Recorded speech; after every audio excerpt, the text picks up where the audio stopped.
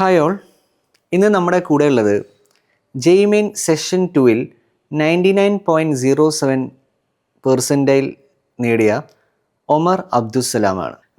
ഇവിടെ ഏത് ബാച്ചിലാണ് പഠിക്കുന്നത്? ഞാൻ UPS S6 ബാച്ചിൽ. മീൻസ് എഞ്ചിനീയറിംഗ് ബാച്ചാണ്, IIT ബാച്ചാണ്. അതിൽ തന്നെ ബയോ ബാച്ചാണോ അതോ കമ്പ്യൂട്ടർ സയൻസ് ബാച്ചാണോ? Biology batch. ബയോളജി ബാച്ചാണ്. ഓക്കെ. അപ്പോൾ ഈ ഒരു പെർസെൻറ്റേജിൽ നേടിയപ്പോൾ അതിൻ്റെ പിന്നിലുള്ളൊരു സ്ട്രാറ്റജി എന്തായിരുന്നു?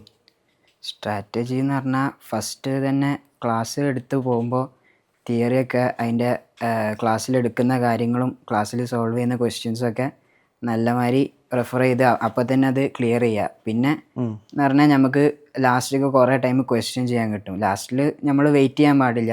നമ്മൾ പ്രിപ്പറേഷൻ്റെ തുടക്കം മുതലേ ക്വസ്റ്റ്യൻ ചെയ്ത് നല്ലോണം പ്രാക്ടീസ് ചെയ്യുക. പിന്നെ എത്രത്തോളം ക്വസ്റ്റ്യൻ ചെയ്യുന്നോ, എത്രത്തോളം ജെയ്മെയിൻസിൻ്റെ മോക്ക് ടെസ്റ്റ് ചെയ്യുന്നോ അത്രത്തോളം ഒരു ഇമ്പ്രൂവ്മെൻറ്റ് വരും. അല്ലാണ്ട് ഫുള്ള് നമ്മൾ തിയറിയിൽ ഇരുന്നാൽ നമ്മൾക്ക് ഒരു ഇമ്പ്രൂവ്മെൻറ്റ് ഉണ്ടാവില്ല. Okay. Similar patterns of questions അല്ലെങ്കിൽ പ്രീവിയസ് ഇയർ ക്വസ്റ്റ്യൻസ് ചെയ്തിരുന്നു എന്നാണ് ഉമർ പറയുന്നത്. ഇവിടെ യൂണിവേഴ്സിൽ മോക്ക് ടെസ്റ്റ് നടന്നിരുന്നില്ലേ? ഏകദേശം എത്ര മോക്ക് ടെസ്റ്റ് അറ്റൻഡ് ചെയ്തിട്ടുണ്ട്? യൂണിവേഴ്സിൽ നടന്ന ഏകദേശം പറയാനൊരു 20ൻ്റെ അടുത്ത് അറ്റൻഡ് ചെയ്തിട്ടുണ്ടാവുന്ന എൻ്റെ ഒരു ഓർമ്മ. ഓക്കെ. കഴിഞ്ഞ സെക്ഷൻ ഈ സെക്ഷനിലേക്ക് വന്നപ്പോൾ എന്താണ് മാറ്റം വന്നതായിട്ട് തോന്നിയത്? ഡിഫിക്കൽട്ടി കുറച്ചും കൂടി കൂടിയിരിക്കണ്. എല്ലാ ക്വസ്റ്റ്യൻസിൻ്റെ ഒരു ജനറലി ഒരു ലെവൽ കൂടിയ മാതിരിയാണ് തോന്നുന്നത്. ഉമർ എഴുതിയ ആ ഒരു ഷിഫ്റ്റിലാണോ അല്ലെങ്കിൽ മൊത്തം എല്ലാ ഷിഫ്റ്റിലും അങ്ങനെ തന്നെയാണോ? പൊതുവേ നമ്മൾ മനസ്സിലാക്കിയെന്ന് ഏകദേശം എല്ലാ ഷിഫ്റ്റിലും ഒരു ഡിഫിക്കൽട്ടി കൂടിയെന്നാണ് പറയുന്നത്. ഓക്കെ. ഉമറിൻ്റെ ഏറ്റവും സ്കോറിങ് സബ്ജക്റ്റ് ഏതായിരുന്നു? ഏതിലാണ് കൂടുതൽ സ്കോർ ചെയ്തത്? ഞാൻ ഫിസിക്സിലും കെമിസ്ട്രിയിലും ഓൾമോസ്റ്റ് ഈക്വലി സ്കോർ ചെയ്തിട്ടുണ്ട്. ഓക്കെ. അപ്പോൾ മാത്തമാറ്റിക്സിലാണ് റിലേറ്റീവ്ലി സ്കോർ കുറവ്. ഓക്കെ. ഫിസിക്സിലും കെമിസ്ട്രിയിലും എങ്ങനെയായിരുന്നു മോഡ് ഓഫ് പ്രിപ്പറേഷൻ? ഫിസിക്സിൽ പറഞ്ഞാൽ ഫസ്റ്റ് നമ്മൾ ഇവിടെ നിന്ന് യൂണിവേഴ്സിറ്റിയിൽ നിന്ന് തരുന്ന എല്ലാ ഇതും നോട്ട്സും ഇതൊക്കെ റെഫർ ചെയ്യും. പിന്നെ നമ്മൾ മെയിനായിട്ട് ക്വസ്റ്റ്യൻസ് ഏറ്റവും കൂടുതൽ ഇമ്പോർട്ടൻ്റ് ആയിട്ട് വരുന്ന പറഞ്ഞാൽ പ്രീവിയസ് ഇയർ ക്വസ്റ്റ്യൻസ് അതേ പാറ്റേൺ മനസ്സിലാക്കാനും പിന്നെ നമ്മളെ കോൺസെപ്റ്റ് ക്ലിയർ ആക്കാനും. റൈറ്റ്. പിന്നെ കെമിസ്ട്രി ആണെങ്കിൽ നമ്മൾ ഇതിനെ കൂടെ നമ്മളെ NCERTയും റെഫർ ചെയ്യുക. പ്രത്യേകിച്ചും ഇനോർഗാനിക് കെമിസ്ട്രിക്കൊക്കെ ഇനോർഗാനിക് കെമിസ്ട്രിന്ന് ഡയറക്റ്റ് NCERTന്ന് ക്വസ്റ്റ്യൻസ് വന്നിരുന്നു. ഓക്കെ. ഏതെങ്കിലും പെർട്ടിക്കുലർ പ്രോബ്ലം സോൾവിങ്ങിന് ബുക്സ് യൂസ് ചെയ്തിരുന്നോ? ഇങ്ങനെ സ്പെഷ്യലി യൂണിവേഴ്സിലത്തെ മൊഡ്യൂൾ തന്നെയാണോ ഫോളോ ചെയ്ത് പോയത്? യൂണിവേഴ്സിറ്റിയുടെ മൊഡ്യൂള് പിന്നെ ഏറ്റവും കൂടുതൽ പ്രീവിയസ് ഇയർ ക്വസ്റ്റ്യൻസ്. ഇനിയിപ്പോൾ ഇതിൻ്റെ ബേസിസിൽ ഇപ്പോൾ അഡ്മിഷൻ വരുമ്പോൾ ഏതെങ്കിലും ഒരു പെർട്ടിക്കുലർ ബ്രാഞ്ച് എഞ്ചിനീയറിംഗിൻ്റെ ഏതെങ്കിലും ബ്രാഞ്ച് മനസ്സിൽ കാണുന്നുണ്ടോ? ഏതെങ്കിലും ഇൻട്രസ്റ്റ് ഉള്ള ബ്രാഞ്ച് ഉണ്ടോ? ഇൻട്രസ്റ്റ് ഉള്ള ബ്രാഞ്ചസ് മനസ്സിൽ കണ്ടിട്ടില്ല. എന്നാലും നമുക്ക് ഏറ്റവും നല്ലൊരു സ്കോപ്പുള്ള ബ്രാഞ്ച് ചൂസ് ചെയ്തിട്ട് നല്ലൊരു കോളേജും ആണ് പ്രിഫർ ചെയ്യുന്നത്. ഉമർ ഇവിടെ താമസിച്ച് പഠിക്കുകയായിരുന്നു, അതായത് ഹോസ്റ്റലർ ആയിരുന്നോ അതോ ദിവസം വന്ന് പോണ ഡേ സ്കോളർ ആയിരുന്നോ? ഞാൻ മെജോറിറ്റി ഡേ സ്കോളർ ആയിരുന്നു. പിന്നെ ബോർഡ് എക്സാമിൻ്റെ ഒരു 2 to 3 months ഇവിടെ ഹോസ്റ്റലിൽ ഉണ്ടായിരുന്നു. ഓക്കെ. എവിടെ ഉമർ എവിടുന്നാണ് വരുന്നത്? വീട് എവിടെയാണ്? ഞാൻ ഡേ സ്കോളറായി തിരൂരങ്ങാടി നിന്നാണ് വരുന്നത്. എന്തുകൊണ്ട് ഉമർ ഈ യൂണിവേഴ്സൽ പബ്ലിക് സ്കൂൾ തിരഞ്ഞെടുത്തു? പബ്ലിക് സ്കൂളിലത്തെ ഒരു ട്രെയിനിങ് ഫസ്റ്റ് ആൻസർ തന്നെ ഇങ്ങനൊരു നല്ലൊരു പേഴ്സൻറ്റേജിൽ നേടാൻ ഹെൽപ്ഫുള്ളായോ? ഹെൽപ്ഫുള്ളായി തന്നെ വേണം പറയാൻ. കാരണം യൂണിവേഴ്സലിൻ്റെ നല്ല ക്ലാസ്സുകളും പിന്നെ എക്സാംസും നമ്മളെപ്പോഴും സ്ഥിരമായി നമ്മൾ എല്ലാം പഠിച്ച് ക്ലിയർ ചെയ്യുമെന്ന് എൻഷുർ ചെയ്യും എന്തായാലും. അത് ഹെൽപ്ഫുള്ളായിരുന്നു. അപ്പോൾ ഇതിന് പകരം ഒരു നോർമൽ സ്കൂളിലാണ് പോയിരുന്നത് എങ്കിൽ ഇത്രത്തോളം പെർഫോം ചെയ്യാൻ പറ്റുമായിരുന്നു തോന്നുന്നുണ്ടോ? ഇത്ര യൂണിവേഴ്സലിൽ വന്നത്ര ഈസി ആയിട്ട് നമുക്ക് എല്ലാം ഹെൽപ്ഫുള്ളായിട്ട് ചെയ്യാൻ പറ്റുന്ന എത്ര സിമ്പിളായിട്ട് ചെയ്യാൻ പറ്റില്ല. എന്തായാലും അതിൻ്റെതായ ഡിഫിക്കൽട്ടീസും ടൈമിൻ്റെ പ്രശ്നങ്ങളായിട്ട് ഉണ്ടാവാൻ ചാൻസ് ഉണ്ട്. കാരണം യൂണിവേഴ്സലിൽ ഫുള്ളായിട്ട് നമ്മൾ എൻട്രൻസ് ആണ് 2 വർഷം ഫോക്കസ് ചെയ്യുന്നത്. അപ്പോൾ അതിൻ്റെ വലിയൊരു ബെനിഫിറ്റ് എന്തായാലും ഉണ്ട്. Okay, right. ഇപ്പോൾ എൻജിനീയറിങ്ങിൽ ഇപ്പോൾ ഇവിടെ ബയോ ബാച്ചും ഉണ്ട്, കമ്പ്യൂട്ടർ സയൻസ് ബാച്ചും ഉണ്ട്. സാധാരണ കാണുന്നൊരു ട്രെൻഡ് എന്ന് വെച്ചാൽ ഇപ്പോൾ എൻജിനീയറിങ് എടുക്കുന്ന അല്ലെങ്കിൽ അതിനെ ആസ്പയർ ചെയ്യുന്ന ആൾക്കാർ കൂടുതലായിട്ട് കമ്പ്യൂട്ടർ സയൻസ് ആണ് ഓപ്റ്റ് ചെയ്യാറുള്ളത്.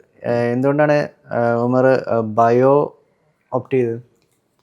അത്ര ഒരു ഷുവറല്ല. ഞാൻ 10th കഴിഞ്ഞിട്ട് വരുമ്പോൾ എൻജിനീയറിങ് തന്നെയാണോ ചൂസ് ചെയ്യേണ്ടതെന്നൊരു കറക്റ്റ് ഒരു ഇതില്ല. പിന്നെ ബയോ വിത്ത് മാത്തമാറ്റിക്സ് എടുക്കുകയാണെങ്കിൽ നമുക്ക് ഏതൊരു മേഖലയ്ക്കും നമുക്ക് ഡൈവേർട്ട് ചെയ്യാൻ പറ്റും. പിന്നെ നമ്മൾ ജെയ് മെയിൻസിന് ഫോക്കസ് ചെയ്ത് ജെയ്ക്ക് വേണ്ടി അഡ്വാൻസിനൊക്കെ പഠിച്ചു തുടങ്ങുമ്പോൾ നമുക്ക് മനസ്സിലാവും ഇത് നല്ലൊരു ഫീൽഡാണ്. ജെയ് മെയിൻ ഇപ്പോൾ കഴിഞ്ഞു, ഇനി അടുത്ത സ്റ്റേജ് എന്ന് പറയുന്നത് ജെയ് അഡ്വാൻസ്ഡ് ആണ്. അപ്പോൾ ആ ജെയ് അഡ്വാൻസിലോട്ട് വരുമ്പോൾ ആ ഒരു ക്വസ്റ്റ്യൻസിൻ്റെ പാറ്റേൺസിലും സമയത്തിലും പ്രിപ്പറേഷനിലൊക്കെ എന്തുണ്ട്, ഡിഫറൻസ് ഉണ്ട്. അപ്പോൾ ആ ഒരു മാറ്റം എങ്ങനെയാണ് ഉമർ എങ്ങനെയാണ് അതിൻ്റെ തയ്യാറെടുപ്പ് എങ്ങനെയാണ് നടത്തുന്നത്? അഡ്വാൻസിന് വേണ്ടിയിട്ട് ഫസ്റ്റ് എന്ന് പറഞ്ഞാൽ നമ്മൾ അതിൻ്റെ ക്വസ്റ്റ്യൻസ് പരിചയപ്പെടണം. നമ്മൾ ഇതുവരെ കാണാത്തൊരു ടൈപ്പ് ക്വസ്റ്റ്യൻസ് ആണ് ഉണ്ടാവുക. ആദ്യം അതൊന്ന് നമ്മൾ മെയിൻസിൻ്റെ ലെവല് കംപ്ലീറ്റ്ലി തറവാണെങ്കിൽ മാത്രമേ നമുക്ക് അഡ്വാൻസിൻ്റെ ക്വസ്റ്റ്യൻസ് ചെയ്ത് തുടങ്ങാൻ പറ്റുള്ളൂ. അപ്പോൾ ഫസ്റ്റ് സ്റ്റെപ്പ് ഓഫ് അഡ്വാൻസ് എന്ന് പറഞ്ഞാൽ ജെയ് മെയിൻസ് തന്നെയാണ്. പിന്നെ നമ്മൾ അഡ്വാൻസിൻ്റെ പ്രിപ്പറേഷനിലേക്ക് ഫുള്ളി പോകുമ്പോൾ എന്ന് പറഞ്ഞാൽ കുറേ ജെയ് മെയിൻസിൻ്റെ ഔട്ട് ഓഫ് ടോപ്പിക് അതായത് ഡിലീറ്റഡ് പോർഷൻസ് ഉണ്ടാവും, അതൊക്കെ കവർ ചെയ്യണം. പിന്നെ നമ്മൾ അഡ്വാൻസിൻ്റെ പ്രീവിയസ് ഇയർ കാണണം. പിന്നെ മൊഡ്യൂൾസ് നല്ല ലെവലുള്ള ക്വസ്റ്റ്യൻസ് ഉണ്ടാവും, അത് സോൾവ് ചെയ്യണം. അതൊക്കെ ആണ് അഡ്വാൻസിൻ്റെ ഒരു പ്രിപ്പറേഷൻ എന്ന് പറയുന്നത്. അതിൻ്റെ തയ്യാറെടുപ്പ് ഓൾറെഡി തുടങ്ങി, സ്റ്റാർട്ട് ചെയ്തു. ഇപ്പോൾ 10th കഴിഞ്ഞിട്ട് എവിടെയാണ് ചേരണമെന്ന് സംശയിച്ച് നിൽക്കുന്ന സ്റ്റുഡൻസിനോട്, അല്ലെങ്കിൽ എൻട്രൻസ് എഴുതണം, പ്രീമിയർ ഇൻസ്റ്റിറ്റ്യൂട്ടിലൊക്കെ ചേരണം എന്ന് ആഗ്രഹിക്കുന്ന കുട്ടികളോട് ഉമറിന് എന്താണ് പറയാനുള്ളത്? എന്താ പറഞ്ഞാലും നമ്മൾ ഇൻ്റഗ്രേറ്റഡ് ആയിട്ട് എൻട്രൻസിന് ഫോക്കസ് ചെയ്യുന്നത് മാതിരി നമുക്ക് റിപ്പീറ്റിൽ എന്തായാലും എൻട്രൻസിന് ഫോക്കസ് ചെയ്യാൻ കഴിയൂല. കാരണം 2 years നമ്മൾ മെല്ലെ മെല്ലെ ഡെവലപ്പ് ചെയ്തെടുക്കേണ്ട കുറേ സ്കിൽസ് ഉണ്ട്. അത് ഒറ്റൊരു വർഷം കൊണ്ട്, ഒരു വർഷം ഉണ്ടെന്ന് നമ്മൾ വിചാരിക്കുമ്പോൾ നമ്മൾ റിസൾട്ട്സൊക്കെ കഴിഞ്ഞിട്ട് ഒരു 10 to 8 months നമുക്ക് കാണുള്ളൂ. ആ ഒരു ടൈം കൊണ്ട് നമുക്കത് ഇതല്ല. അപ്പം നമുക്ക് ഒരു ആഗ്രഹമുണ്ട്, നമുക്ക് എൻ്റെ എൻട്രൻസൊക്കെ ക്രാക്ക് ചെയ്യണം എന്നുള്ളൊരു ആഗ്രഹം ഉണ്ടെങ്കിൽ ഏറ്റവും നല്ലൊരു ഓപ്ഷനാണ് ഇൻ്റഗ്രേറ്റഡ് ആയിട്ട് പഠിക്കുന്നത്. കാരണം നമുക്ക് ആ ഒരു കംപ്ലീറ്റ്ലി 2 years ജേണി കംപ്ലീറ്റ് ചെയ്താൽ നമുക്ക് നല്ലൊരു ചാൻസാണ് എൻട്രൻസ് ക്രാക്ക് ചെയ്യാൻ. ഇപ്പോൾ ഈ ജെയ്ക്ക് എന്ന് പറഞ്ഞാൽ മീൻസ് +2ൻ്റെ ഒപ്പം എഴുതുന്നൊരു ചാൻസ് ഉണ്ട്, പിന്നെ അത് കഴിഞ്ഞാൽ ഒറ്റ ചാൻസേ ഉള്ളൂ. ആ ഒരു ഒറ്റ വർഷം കൊണ്ട് ആ ഒരു പ്രിപ്പറേഷൻ അത്രത്തോളം ആ രീതിക്ക് എത്തിക്കാൻ പറ്റില്ല എന്നല്ല, കുറച്ചൊരു കൂടുതൽ എഫേർട്ട് എടുക്കേണ്ടി വരും. പക്ഷെ ഒരു ഇൻ്റഗ്രേറ്റഡ് സിസ്റ്റത്തിലാവുമ്പോൾ ആ 2 വർഷം കൊണ്ട് തന്നെ ഒരു നല്ലൊരു ബേസ് ഉണ്ടാക്കിയാൽ ക്രാക്ക് ചെയ്യാവുന്നതേ ഉള്ളൂ എന്നാണ് ഉമർ പറയുന്നത്. റൈറ്റ്. നിലവിലിപ്പോൾ +2 കംപ്ലീറ്റ് ചെയ്ത് എൻട്രൻസ് ഒക്കെ എഴുതി ഇരുന്ന് ഇനിയിപ്പോൾ ഒരു റിപ്പീറ്റൊക്കെ ചെയ്യണമെന്ന് ആഗ്രഹിക്കുന്ന സ്റ്റുഡൻസിനോട് എന്തെങ്കിലും ടിപ്സോ എന്തെങ്കിലും അഡ്വൈസോ ഉണ്ടോ കൊടുക്കാൻ?